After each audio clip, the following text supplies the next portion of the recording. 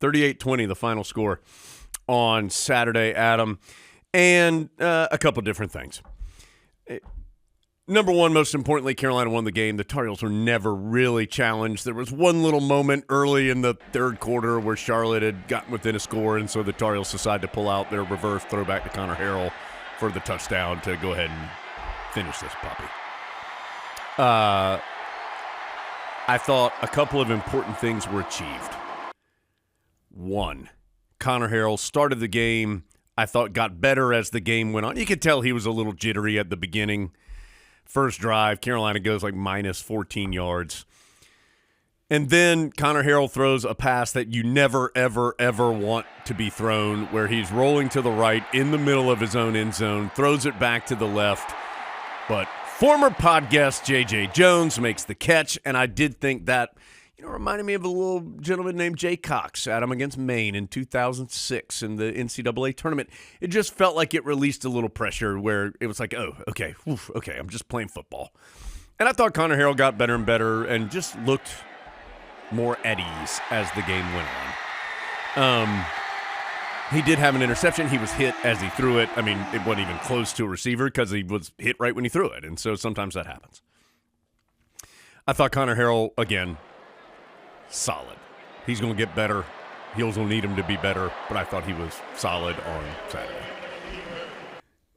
Although it didn't feel like it at the time, the good news per the Tar Heel press conference on Monday is that the Heels got out of this game without any big injuries. But at the time, Adam, this was a problem. I mean, Omarion Hampton did not play in the second half.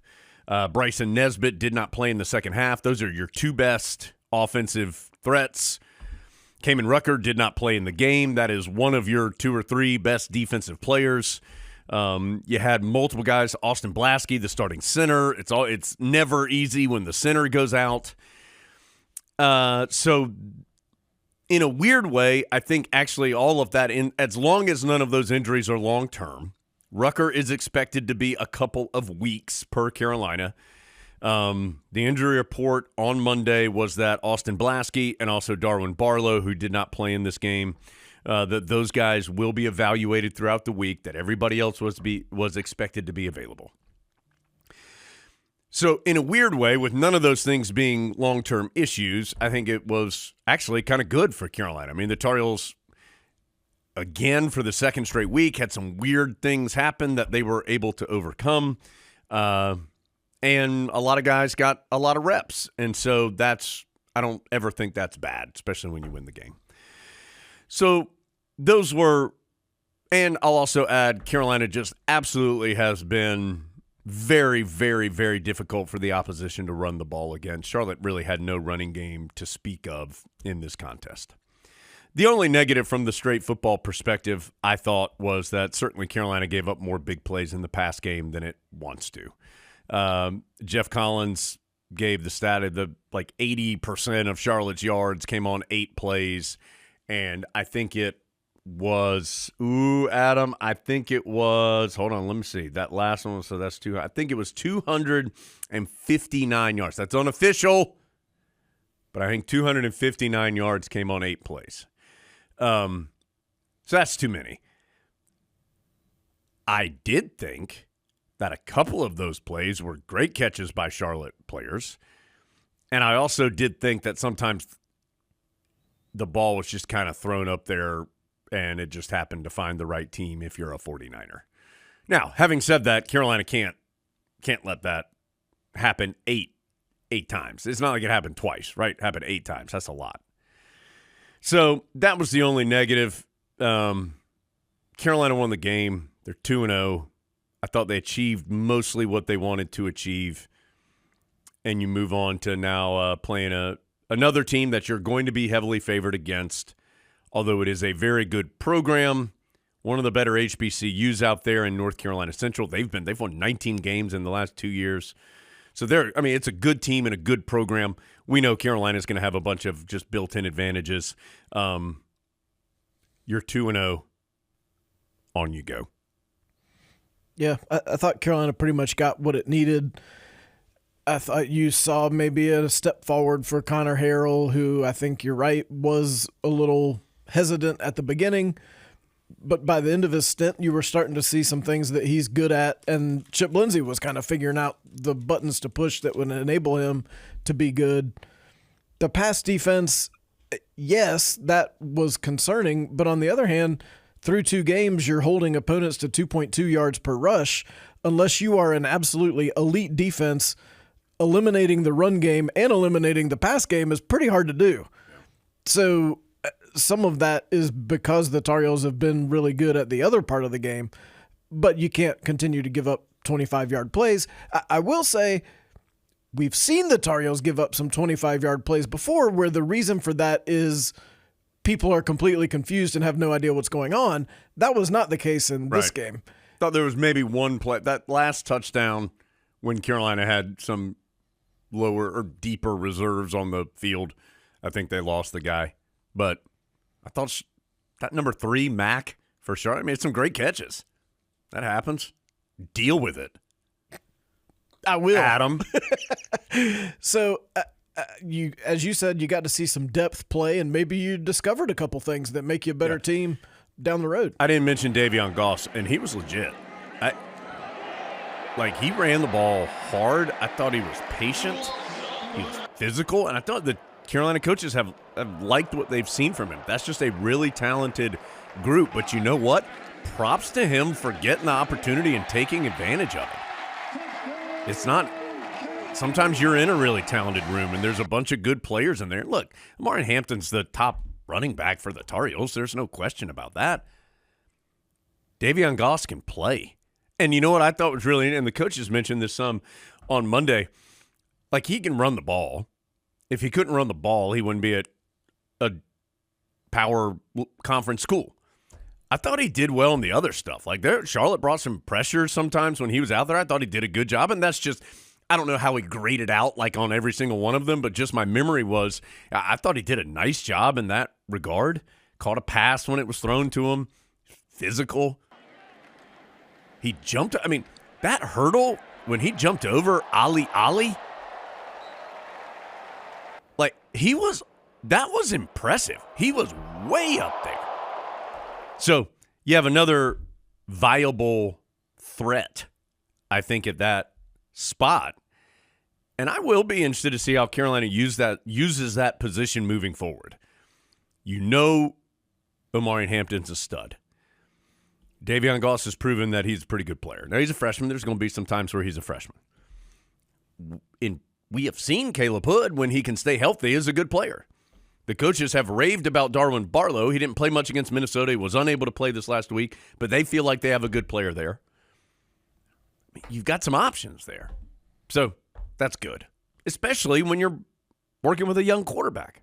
Well, and I'd rather find out about Goss now against Charlotte than against Georgia Tech or something, and Omarion Hampton twists an ankle and you have no idea what you have, and all of a sudden you have to really condense the playbook like Carolina did at Minnesota. Yeah.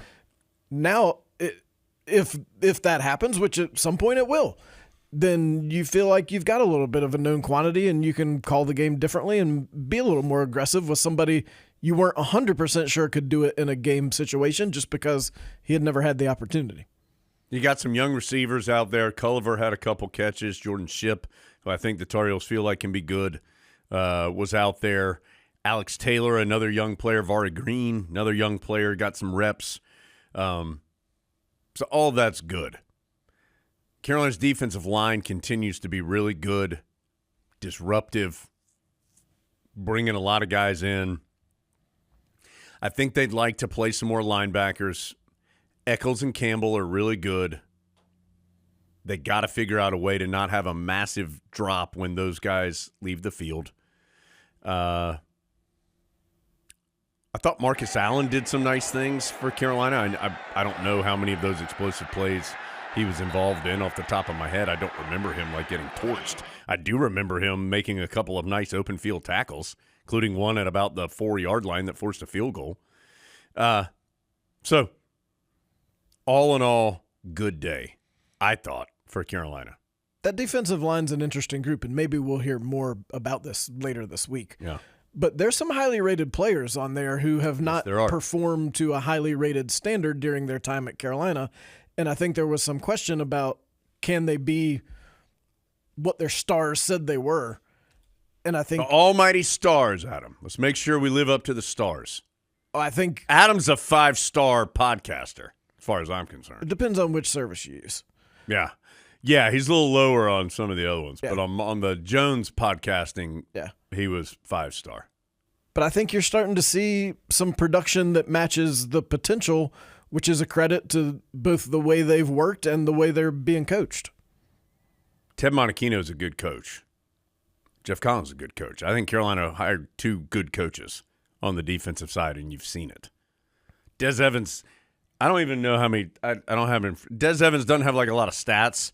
He's been blowing stuff up. It's interesting how much both Mac Brown and Jeff Collins have talked about him. Without him, as you said, being in the box score a whole lot, they both have brought him up voluntarily multiple times. Yeah, he didn't have a single stat in the game against Minnesota. Like nothing.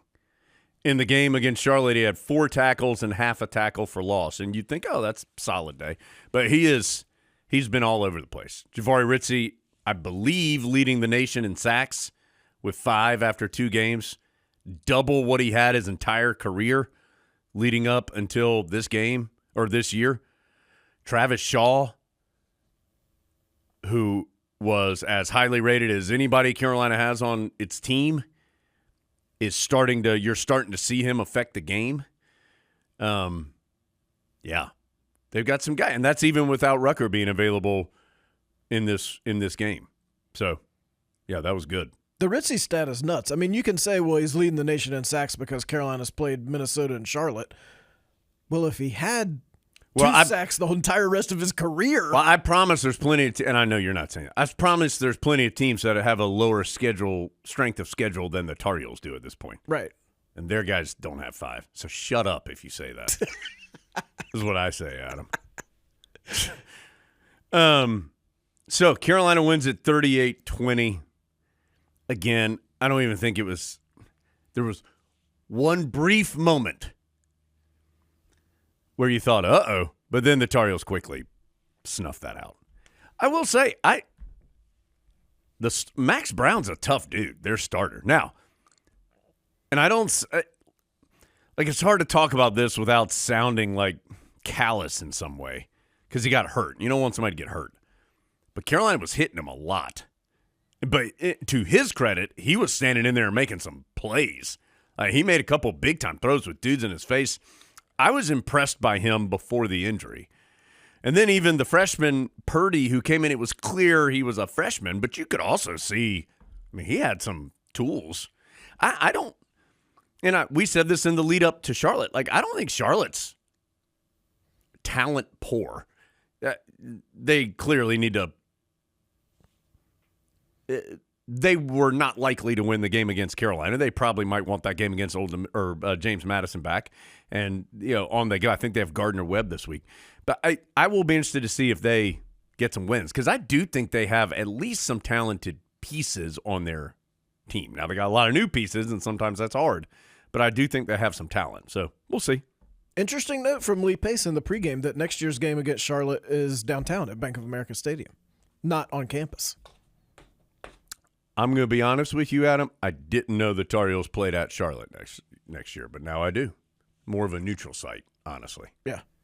The on-campus, I think, only holds 15,000. They probably feel like they can get more than 15,000. I don't know if they can fill Bank of America Stadium, but I think they can get more than 15 for Tar Heels and 49ers in Charlotte. Yeah. And, Tar Heels will be coming off that playoff appearance. Yeah. Defending champs in the house. Shoot. Right. Ready. Yeah, you need to play the biggest spot you can. 2-0. That's all that matters. Yes. Can't be 12-0 unless you're 2-0. That's what I think. That's what I've heard.